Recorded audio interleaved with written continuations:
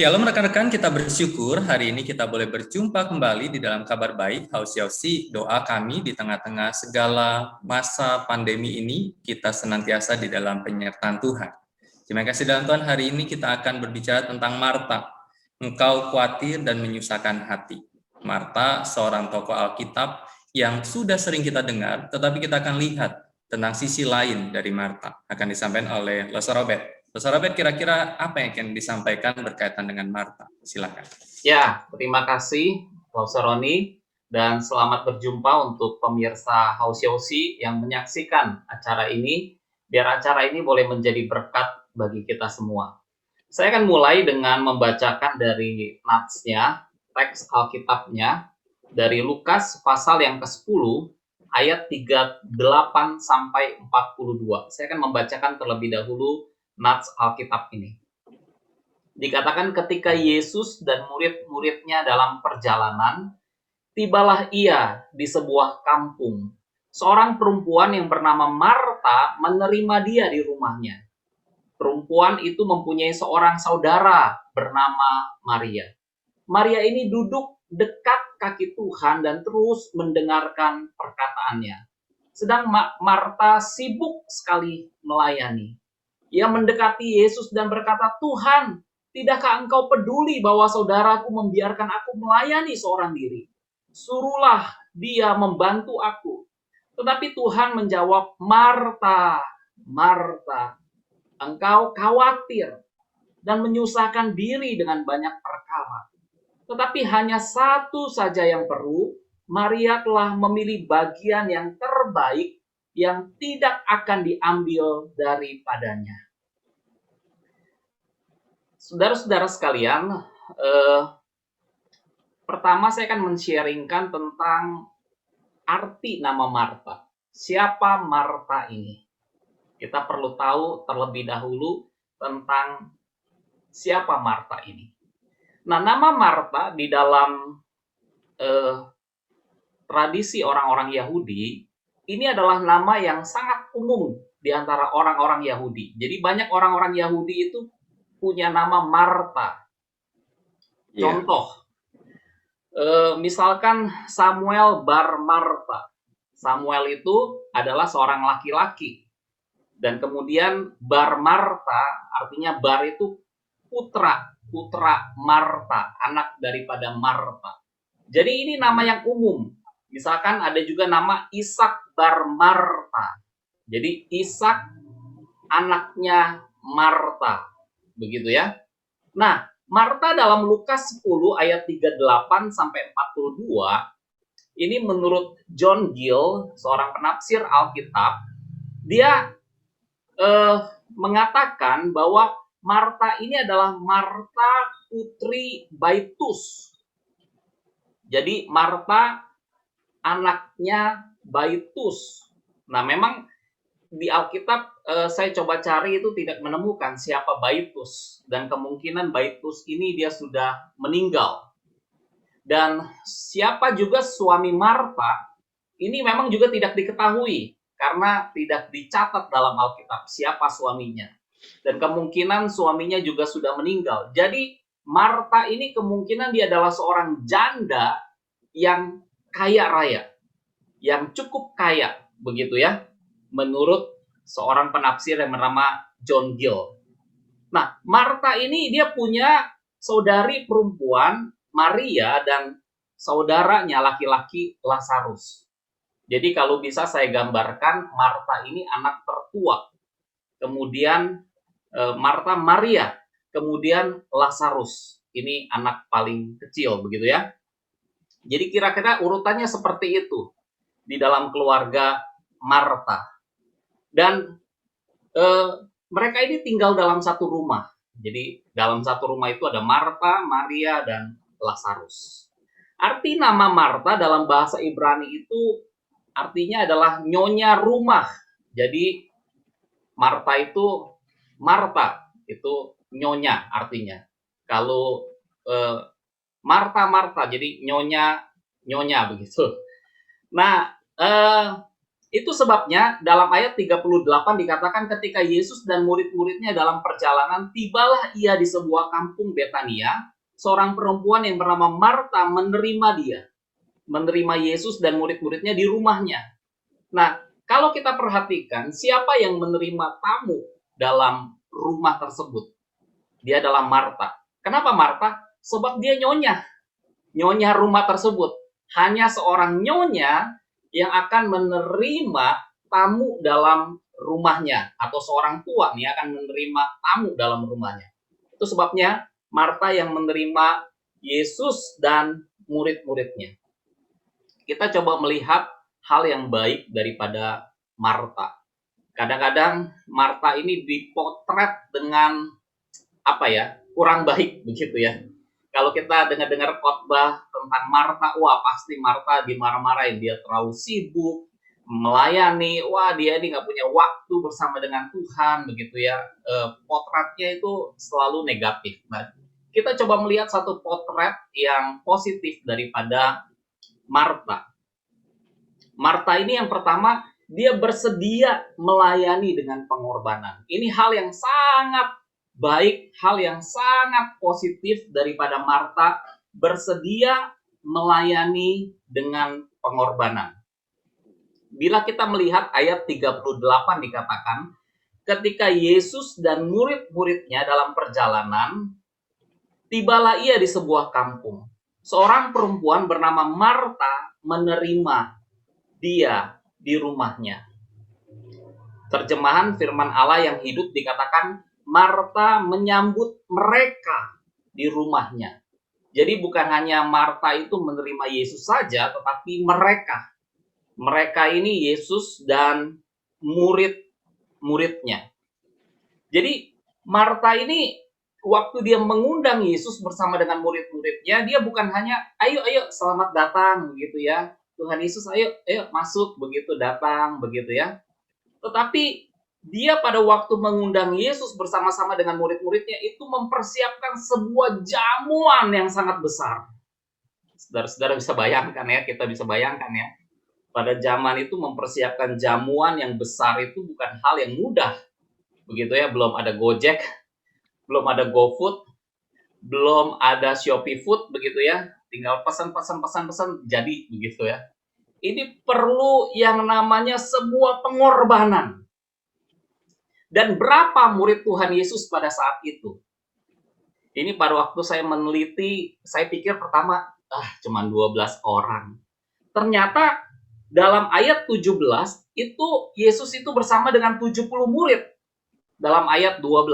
Jadi kemungkinan ini ada 70 orang lebih. Jadi bukan 12. Jadi kita bisa bayangkan jamuan untuk 70 orang lebih. Wah, itu betul-betul saya pikir Marta ini betul-betul dia berkorban untuk mempersiapkan jamuan ini. Itu sebabnya dalam ayat 40 dikatakan Marta sibuk sekali melayani. Ini bukan sibuk lagi, ini betul-betul super sibuk dia melayani untuk mempersiapkan jamuan makan yang besar untuk Yesus dan murid-muridnya. Nah, kita coba meringkas ya, apa saja sih yang Marta korbankan. Yang pasti yang pertama, Marta itu dia korbankan tenaganya. Dia pakai tenaganya, dia kerja keras, dia mempersiapkan makanan jamuan yang terbaik buat Yesus dan 70 orang murid-muridnya. Dan kedua, Marta mengorbankan waktunya. Jadi ketika Marta ini mengundang Yesus dan murid-muridnya itu bukan sudah makan pulang begitu ya tradisi kita kan. Tapi orang-orang Yahudi itu bisa semalaman, kemungkinan bisa menginap begitu ya di rumah Marta begitu. Jadi ini betul-betul satu pengorbanan waktu begitu untuk menyambut Yesus dan murid-muridnya. Dan ketiga yang pasti juga mengorbankan uangnya karena untuk membeli makanan tersebut membutuhkan uang. Jadi ada 3 pengorbanan Marta, tenaga, waktu, dan uang. Nah ini menjadi satu pembelajaran ya bagi kita ya. Apakah kita bersedia berkorban pada waktu kita melayani Tuhan. Kemudian kita coba melihat tentang problem daripada Marta. Masalah yang dihadapi oleh Marta itu masalahnya seperti apa? Nah, masalah yang dihadapi oleh Marta adalah Marta melupakan prioritas dalam kehidupannya. Jadi ada prioritas yang dilupakan oleh Marta dalam kehidupannya. Prioritas itu adalah hal yang utama. Apa yang kita perlu kerjakan lebih dahulu, yang tidak prioritas, ya kita bisa geser begitu ya nanti. Nah, kalau kita salah, prioritas itu sangat berakibat negatif dalam kehidupan kita. Misalkan, kalau misalkan pada malam hari adalah hal yang sangat prioritas untuk kita istirahat, kita tidur. Tapi beberapa orang mereka tidak tidur, mereka bergadang, gitu ya, main game begadang semalam-malaman, jam 4 pagi baru tidur begitu ya, atau nonton film Korea, anak-anak remaja begitu ya, mereka begadang. Dan apa akibatnya ketika besok bangun pagi-pagi, badannya demam, panas, karena salah prioritas. Waktu seharusnya tidur, tidak tidur. Nah, kalau kita melihat kehidupan Marta, ada yang salah dengan prioritasnya. Dalam ayat 40 dan 41 dikatakan bahwa sedang Marta sibuk sekali melayani, ia mendekati Yesus dan berkata, "Tuhan, tidakkah engkau peduli bahwa saudaraku membiarkan aku melayani seorang diri? Suruhlah dia membantu aku." Tetapi Tuhan menjawabnya, "Marta, Marta, engkau khawatir dan menyusahkan diri dengan banyak perkara." Dikatakan Marta sibuk sekali melayani. Nah, ketika Marta ini sibuk sekali melayani, dia kehilangan prioritas yang utama dalam hidupnya. Dia itu menjadi orang yang terbebani. Terbebani itu baik ya, tapi terbebani itu udah negatif tuh. Jadi udah merasa wah sumpek begitu ya, terbebani begitu ya. Terbebani dengan pelayanan yang dia lakukan. Dan Marta menjadi orang yang akhirnya dikuasai oleh kekhawatiran. Dia khawatir ini bagaimana dengan jamuannya, enak gak nih begini ya. Dia khawatir dengan banyak hal begitu. Dan akhirnya Marta menyatakan keluhan kepada Yesus. Tuhan, tidakkah engkau peduli? Ini keluhan yang sudah keluar daripada mulut Marta. Jadi apa solusinya bagi Marta? Solusinya bagi Marta, bagaimana seharusnya prioritas Marta dalam melayani Tuhan. Dalam ayat 42 dikatakan, Maria telah memilih bagian yang terbaik. Maria duduk dekat kaki Tuhan dan terus mendengarkan perkataannya. Jadi Yesus sedang mengalihkan perhatiannya dari Marta kepada Maria. Belajar dari Maria. Duduk dekat kaki Tuhan. Nah, saya membuat sebuah statement. Pengorbanan kita dalam melayani Tuhan harus dimulai dengan kecintaan kita kepada Tuhan. Pelayanan kita kepada Yesus harus dimulai dengan kedekatan kita kepada Yesus. Kalau enggak, kita akan ambruk ya dalam pelayanan ini. Martin Luther, dia pernah ditanya oleh seseorang, apa rencana hari ini? Sebagai seorang hamba Tuhan, Martin Luther ditanya. Dan Martin Luther menjawab, saya akan bekerja, dan bekerja. Ini seperti moto Pak Jokowi ya, kerja. Dan Martin Luther memang adalah seorang hamba Tuhan yang sibuk dari pagi sampai malam. Dan kemudian ketika Martin Luther di tengah-tengah kesibukannya, justru dia memakai 3 jam di waktu pagi hari sebelum dia melakukan aktivitas kehidupannya untuk berdoa. Nah, ini satu teladan yang saya pikir luar biasa dari Martin Luther dan saya belajar. Saya pun belum 3 jam berdoa begitu ya. Baik, sampai di sini yang bisa saya sharingkan. Mungkin Musa ada mau menambahkan. Ya, kita bisa melihat setiap orang dari dua sisi ya. Setiap orang punya sisi yang baik, tapi ada kelemahannya.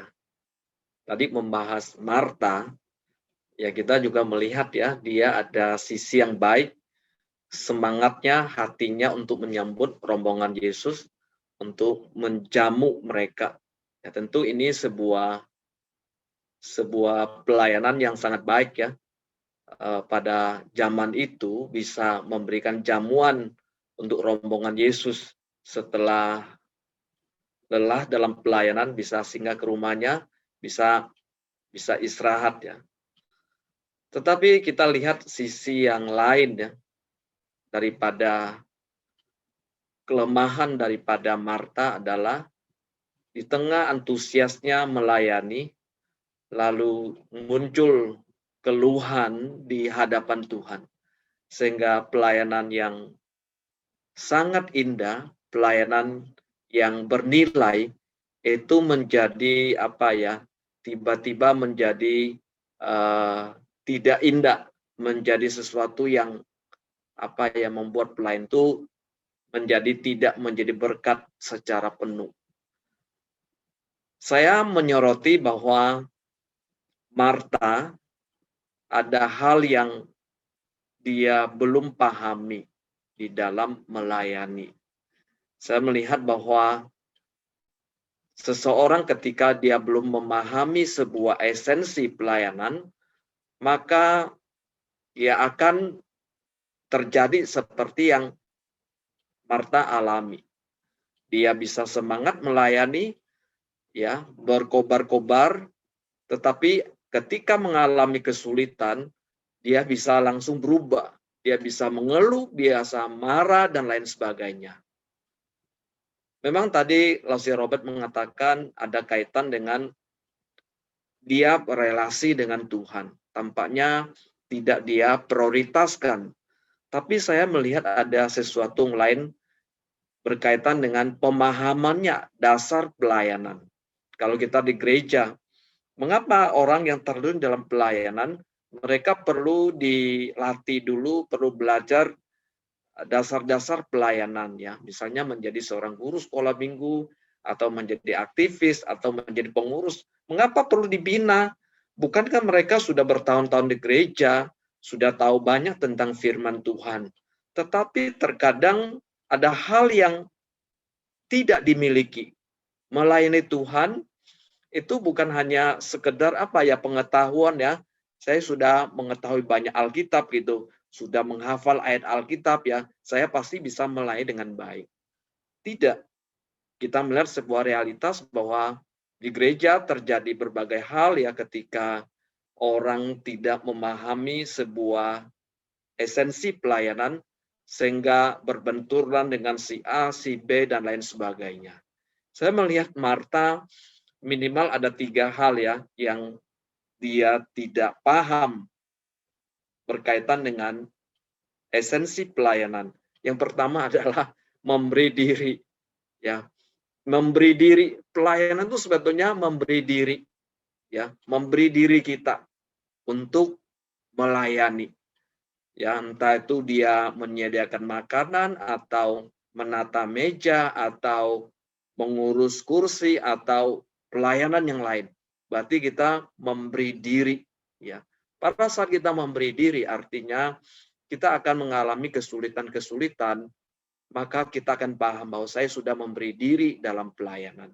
Karena mustahil dalam sebuah pelayanan, ya kita tidak mengalami kesulitan. Ya, acap kali kita mengalami kesulitan. Tapi oleh karena kita sudah memberi diri, maka kita tahu bahwa inilah apa yang harus saya tanggung. Inilah harga yang harus saya bayar. Kemudian kedua berkaitan dengan dedikasi diri ya, pengabdian ya.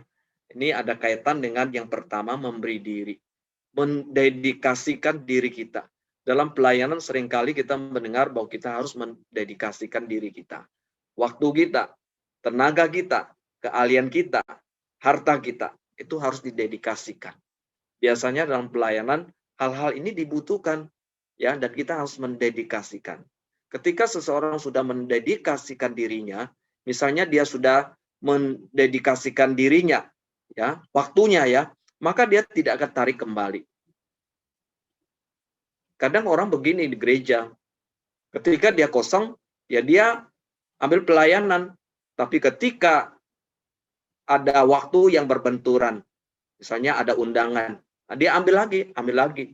Ini artinya dia belum mendedikasikan diri. Hanya waktu santai, tidak terganggu dia bisa melayani, tetapi ketika ada hal yang lain, maka dia tarik kembali. Nah, ini artinya belum mendedikasikan diri. Tapi ketika seseorang sudah mendedikasikan diri dalam pelayanan, maka dia tidak akan ambil. Dia akan tetap memprioritaskan pelayanannya, dan setelah itu dia baru mengikuti kegiatan lainnya. Kemudian satu hal lagi kita melihat yang ada pada Marta adalah kerelaan hati, sukacita ya. Kita lihat Marta datang dengan wajah yang nggak tahu bagaimana ya di depan Tuhan Yesus ya. Andai kata misalnya saya seperti Tuhan Yesus datang ke rumahnya, sekalipun dia menjamu dengan jamuan yang besar ya, tapi dengan sikapnya, dengan wajahnya yang datang di depan Tuhan Yesus ya, langsung komplainnya adalah ya, mengapa membiarkan saudariku itu tidak membantu saya? Itu kan artinya mengapa kamu biarkan saya kerja sendiri? Hal yang demikian itu seringkali terjadi di gereja dalam pelayanan. Ya, kita merasa kita melayani sendiri gitu. Betul kan? Kita melayani sendiri ya. Jadi nggak ada orang lain gitu ya. Bisa saja dia nggak mau orang lain bantu dia, bisa saja demikian. Ya, tapi Marta mungkin tidak ya. Ini karena dalam keluarga, dalam gereja biasa acap kali, oh saya kerja sendirilah. Itu. Tapi ketika kita lagi kecapean, kita langsung mengeluh, kok saya sendiri yang kerja, saya sendiri yang melayani. Ya makanya harus membangun tim pelayanan gitu ya. Ini yang kita lihat ya, dia komplainnya kepada Yesus, kemudian mengatakan bahwa Tuhan tidak peduli dia. Itu kan sebuah keluhan yang seharusnya tidak perlu. Ya, ini persis seperti yang terjadi pada Elia. Kita ingat ya, Elia pada waktu mengalahkan nabi-nabi Baal, dia membunuh 450 nabi Baal ya, dengan menurunkan api dari langit. Tapi setelah itu dia tampaknya nggak berdaya. Ketika Isabel mengatakan, awas ya, nanti besok-besok ya, aku akan menghabisi nyawamu, sama seperti kamu telah membunuh nabi-nabi Baal. Ketika mengalami kesulitan ini, Elia langsung kabur, dia langsung sembunyi. Dia tertekan sekali, langsung dia berkata kepada Tuhan, Tuhan kenapa aku sendiri menghadapi semua tekanan ini? Ya, Tuhan katakan enggak kok, kamu enggak sendiri. Masih banyak orang-orang yang sembah Nabi Baal ya, masih ada 7.000 orangku. Kalau kamu yang enggak lakukan berarti masih ada yang lain lagi. Nah, ini yang sering kali terjadi, kita merasa bahwa saya lakukan sendiri. Ya, saya lakukan sendiri, nggak ada orang yang lain membantu saya. Nah, saya pikir hal yang demikian mungkin perlu kita pahami ketika kita melayani Tuhan. Pelayan kita mestinya menjadi sebuah berkat. Pelayan kita menjadi sebuah persembahan indah di hadapan Tuhan. Tetapi oleh karena ada sebuah perkataan saja, itu akhirnya membuat pelayanan itu langsung nilainya turun. Langsung tidak menjadi indah di hadapan Tuhan. Dan ini mungkin menjadi koreksi kita bersama ketika kita melayani Tuhan. Entah kita sebagai hamba Tuhan, atau kita sebagai aktivis, atau sebagai jemaat. Apa yang kita mau persembahkan kepada Tuhan, ingat bahwa kita lakukan dengan sukacita. Ketika kita mendedikasikan waktu kita, ya, harta kita, atau tenaga kita lakukan dengan sukacita. Biasanya pelayanannya, biasanya kita akan mengalami hal-hal demikian.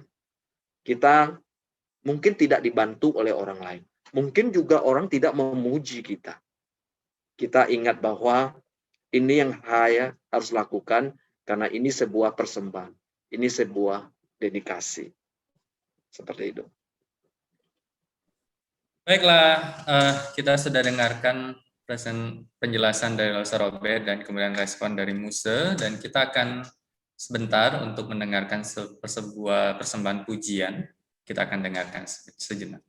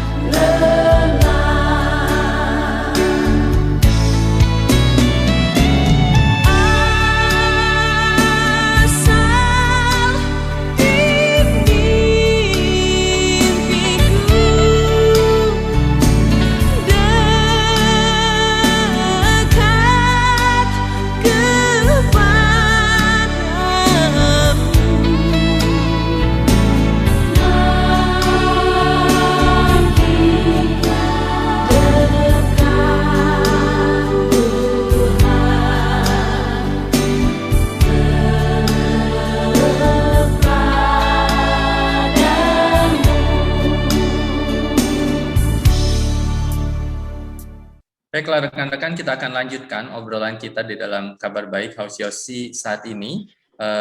Losa Robert menarik ya, ketika tadi dijelaskan tentang Marta yang ditafsirkan bahwa dia seorang janda, seperti itu, dan jandanya janda kaya, seperti itu. Nah, kemudian tadi Losa Robert menyinggung tentang salah prioritas. Kira-kira apa yang menjadi penyebab atau yang menyebabkan Marta itu salah prioritas? Padahal tadi kan dipuji-puji itu. Tapi kemudian ada garis benangnya adalah dia salah prioritas. Silakan. Iya, karena itu perkataan Tuhan Yesus ya. Marta, Marta, mengapa kau menyusahkan diri dengan banyak perkara? Dan kemudian Yesus melihat kepada Maria, dikatakan bahwa Maria telah memilih bagian yang terbaik. Jadi Maria itu memilih bagian yang terbaik. Jadi artinya prioritas Maria itu baik begitu, dan Marta kemungkinan ada salah prioritas. Nah, apa yang menyebabkan Marta salah prioritas agak sulit ya jawabnya. Sebenarnya kalau salah ya salah begitu ya. Kayak polisi sudah salah, tilang aja, ya udah tilang begitu. Jadi saya agak sulit. Tapi saya coba menganalisa kepribadian daripada Martha. Ini kalau tidak salah ya, Lause Weber ya, ini ahli psikologi. Jadi kemungkinan ini Martha adalah orang sanguin dan orang koleris. Jadi ada campuran begitu ya dalam temperamennya. Nah, ada kemungkinan Martha ini mau show off. Wah, ini orang sanguin koleris suka show off begitu ya, suka menampilkan sesuatu yang terlalu berlebihan begitu. Dan kemungkinan dia ada keinginan untuk dipuji-puji begitu ya, karena dia sudah berkorban, wah, sudah meluangkan waktunya, meluangkan tenaganya, meluangkan uangnya begitu. Dia ingin dipuji begitu ya. Dia ingin mendapatkan pujian, ingin mendapatkan penghargaan. Nah, sebenarnya dipuji itu tidak salah, dihargai juga tidak salah. Tetapi kalau kita sampai mencari pujian, nah itu pada akhirnya kita menjadi orang yang egosentris, berpusat kepada diri kita sendiri begitu. Menurut saya kesalahannya di situ daripada Martha. Jadi Martha ini dia harus bertobat, dia harus menyusun ulang prioritasnya. Dia harus belajar menenangkan diri, berdiam diri sejenak, berdoa, memikirkan ulang apa yang sudah dia lakukan, dan kemudian menyusun kembali prioritasnya supaya tepat begitu menurut saya. Oke, terima kasih Lause Robert. Lause, saya ingin melanjutkan pertanyaan nih ya. Tadi kan Lause menjelaskan kalau dasar dari pelayanan kita adalah kecintaan kepada Tuhan. Nah, kecintaan kepada Tuhan itu kan salah satunya kita membina relasi dengan Tuhan. Yeah. Dan dalam hal ini sepertinya Martha kurang begitu, prioritasnya di situ. Nah, ini untuk aplikasinya bagaimana bagi mereka atau jemaat-jemaat yang supaya dapat memiliki waktu pribadi dengan Tuhan, khususnya bagi mereka yang sibuk dengan pekerjaan, apalagi masa pandemik ini mungkin secara ekonomi mereka ada yang kurang, jadi harus tambah kerja keras lagi gitu untuk menghidupi keluarga gitu. Dan juga kehidupan kan nggak cuma pekerjaan, tetapi juga tanggung jawab untuk keluarga, tanggung jawab yang lain. Adakah saran-saran yang praktis yang bisa Lause berikan untuk mereka yang sangat-sangat sibuk karena tuntutan tanggung jawab? Ya, mungkin saya akan menjawab, nanti Muse mungkin akan juga memberikan saran-saran ya dalam pastoral itu bagaimana orang di tengah kesibukan membangun relasi dengan Tuhan begitu ya. Nah, kalau dari sudut pandang saya, yang pertama itu ketika ya realita kita nggak bisa pungkiri. Waktu 1 kali 24 jam bagi banyak orang itu bukan lagi satu waktu yang ideal begitu. Mereka mau 1 kali 30 jam gitu, atau 1 kali 2 kali begitu ya, 48 jam begitu. Bagi banyak orang itu waktu udah sangat sempit sekali gitu. Begitu. Nah, kalau menurut saya pertama itu perlu dibentuk pemahaman dulu dalam pikiran seseorang.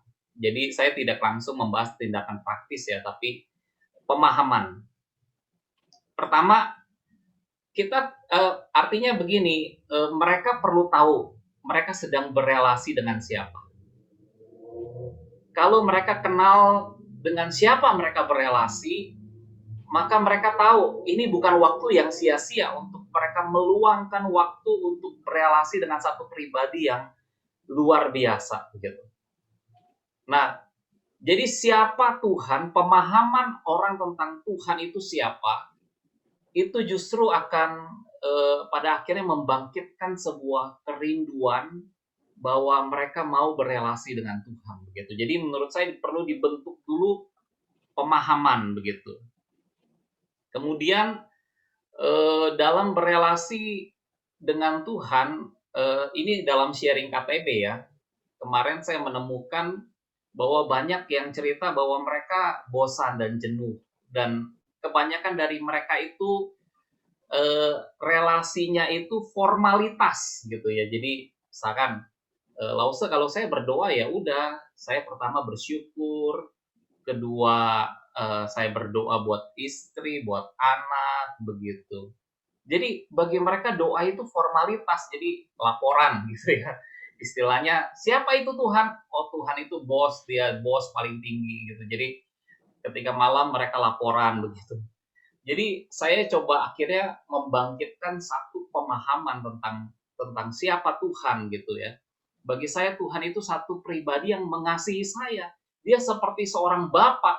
Jadi saya bisa bercerita kepada Tuhan, saya bisa ngomong dengan Tuhan karena dia adalah satu pribadi, dia seperti seorang bapak bagi saya begitu. Jadi pemahaman ini yang bagi saya pada akhirnya membangkitkan satu kerinduan bahwa doa bukan lagi hal yang menjenuhkan.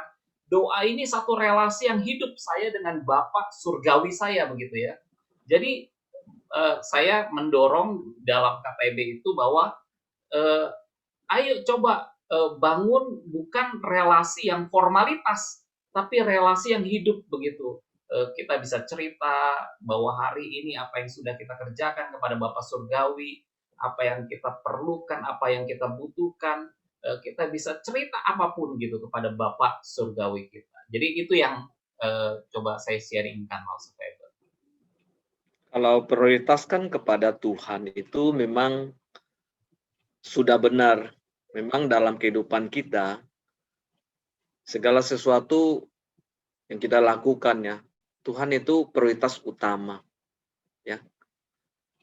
Tetapi dalam kehidupan sehari-hari kita juga tidak terlalu memisahkan, oh ini hal yang rohani, ini sekuler, sehingga membuat kita nanti jadi dualisme ya. Oh ini saya ke gereja, saya harus rohani, ketika keluar dari pintu gereja, saya jadi orang duniawi. Tidak demikian juga. Karena ketika kita menjadi seorang Kristen atau menjadi seorang pelayan ya, Tuhan memang jadi utama, karena firman Tuhan sudah memerintahkan kepada kita untuk kita mengasihi Tuhan dengan segenap hati, segenap akal budi, segenap kekuatan kita. Itu artinya Tuhan tuh jadi prioritas utama. Jadi dimanapun kita berada, jadi dia prioritas utama. Nah, kembali dalam pelayanan ke Marta ya. Marta kita melihat bisa mengalami keluhan, mengalami emosi yang sepertinya sedikit tidak terkontrol. Karena yang bicara itu bukan dengan murid Yesus, tapi dia bicara sama Yesus ya. Karena mungkin hubungan terlalu dekat ya, jadi sehingga bicaranya udah nggak ada sopan santun lagi gitu. Ya, dia kan mengatakan ya, Tuhan ya mengapa biarkan aku melayani seorang diri? Itu kan sebuah keluhan, sebuah komplain ya. Tuhan kok nggak peduli aku ya? Ini kan biasa kita jumpai di dalam pelayan selalu demikian ya. Atau dalam hati kita merasakan, Tuhan kok saya sendirian ya? Mungkin saat-saat tertentu ketika lancar enggak, tapi pada waktu mengalami kesulitan ini muncul keluhannya seperti itu. Ya.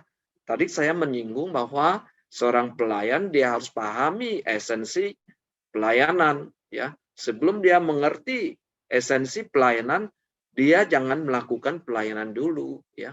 Jadi harus disiapkan dulu, dibina dulu ya, sehingga mengerti nilai sebuah pelayanan baru dia lakukan ya. Saya melihat di sini ada kaitan dengan sebuah keikhlasan ya, kesediaan. Ada kaitan dengan kerelaan hatinya. Karena di Efesus ya, saya melihat ada 1-2 ayat firman Tuhan berkata demikian. Di Efesus 6 ayat 6 mengatakan demikian, jangan hanya di hadapan mereka saja untuk menyenangkan hati orang, tetapi sebagai hamba-hamba Kristus yang dengan segenap hati melakukan kehendak Allah. Dan yang dengan rela menjalankan pelayanannya seperti orang-orang yang melayani Tuhan, bukan manusia. Ini konteksnya memang berbicara tentang kita bekerja. Dan pada waktu itu ya, orang Kristen bekerja dengan tuannya mungkin bukan orang Kristen ya, Jadi biasanya orang begini, ketika dilihat dia rajin ya, supaya dipuji ya. Tapi ketika tuannya nggak ada, dia sembarangan nggak bertanggung jawab. Nah, sehingga Paulus katakan, jangan demikian ya. Pada waktu kamu nggak ada orang lihat, kamu lakukan dengan sebaik-baiknya. Demikian juga ketika ada orang ya. Jadi karena kamu lakukan ini bukan untuk manusia, tapi lakukannya untuk Tuhan. Jadi dalam pelayanan juga demikian. Kalau sebuah pelayanan kita persembahkan bahwa ini untuk Tuhan, maka kita akan lakukan dengan ikhlas. Ya, kadang ada pelayanan yang enggak sesuai dengan hati kita, enggak sesuai dengan porsi kita. Ya, tapi ketika kita bisa lakukannya, dan saya mengatakan bahwa itu ada nilai tambahnya. Kalau sebuah pelayanan yang kita senang ya bisa katakan ya kamu hobi kamu ya. Tapi sebuah pelayanan kita nggak suka, tapi kita dapat, ini baru pelayanan. Ketika kita melakukannya dengan sebaik-baiknya, itu akan menjadi berkat yang luar biasa. Nah, dalam gereja pun kadang kita menemukan orang yang milih-milih pelayanan. Ya, bisa saja sesuai dengan karunia-nya, ada nggak punya karunia itu ya. Ya, tetapi ada pelayanan tertentu yang memang ya bisa dilakukan semua orang. Ya, bisa dilakukan semua orang. Artinya semua orang bisa. Contoh misalnya untuk penginjilan. Penginjilan, apakah hanya orang tertentu bisa lakukan penginjilan? Harusnya tidak ya. Harusnya setiap orang Kristen itu bisa melakukan penginjilan. Ya, tapi kita rasanya berat untuk melakukan ini. Ya, kita lebih suka ya pelayanan yang lain. Tapi ini kalau misalnya kita lakukan yang susah ini, wah itu sebuah nilai yang luar biasa. Ya karena kita sudah lakukan yang terbaik buat Tuhan. Kita sendiri nggak suka. Tapi karena Tuhan, ya kita melakukannya. Kita melakukannya dengan ikhlas, dengan sukacita, maka akan jadi sebuah berkat. Iya. Kalau Marta ada di tengah-tengah kita, mungkin kupingnya udah panas. Seperti itu ya, karena kita bahas dia, terus lihat sisi-sisi dari Marta. Tapi bagi saya, apapun yang dituliskan dalam Alkitab itu ada hal yang bisa kita pelajari. Hidup seseorang itu bagi saya di dalam konklusi kabar baik hari ini seperti mata uang. Jadi kan dua sisi, dan dua sisi itu ada angka, ada gambar. Tetapi masing-masing punya nilai yang dikasih di kertas mata uang itu. Demikian juga di dalam hidup kita, ada sisi spiritual, ada sisi jasmani yang sama-sama Tuhan kasih nilai untuk kita lakukan demi kemuliaan nama Tuhan. Jadi jangan sampai abaikan satu dan kemudian push yang lain, tetapi sama-sama melakukan untuk kemuliaan nama Tuhan. Terima kasih Losor Robert, terima kasih Muse, terima kasih Losor Febe, dan terima kasih rekan-rekan yang boleh menyaksikan kabar baik Haus Yosi hari ini. Dan biarlah kita tetap menjaga iman kita, dan jangan lupa menjaga imun kita di tengah-tengah situasi yang tidak mudah ini. Tuhan Yesus memberkati kita. Amin. Amin.